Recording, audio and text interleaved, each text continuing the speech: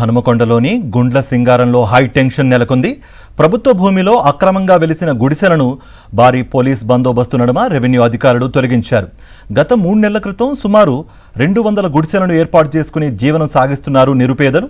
ప్రభుత్వ భూమి ఆక్రమణకు గురవుతోందనే సమాచారం తెలుసుకున్న అధికారులు ముందస్తు సమాచారం కూడా ఇవ్వకుండా గుడిసెలను నేలమట్టం చేశారు. దీంతో బాధిత కుటుంబాలు రోడ్డున పడ్డాయి.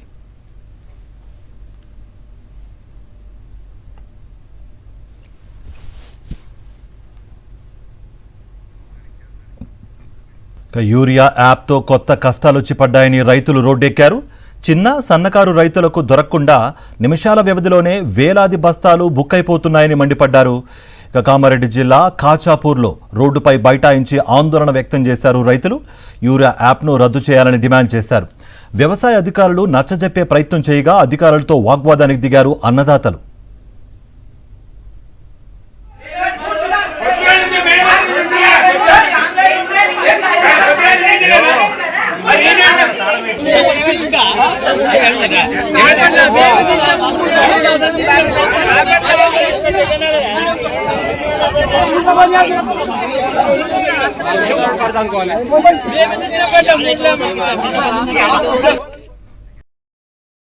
మరిన్ని అప్డేట్స్ కోసం ఛానల్ ను సబ్స్క్రైబ్ చేయండి. నోటిఫికేషన్స్ కోసం బెల్ ఐకాన్ పై క్లిక్ చేయండి.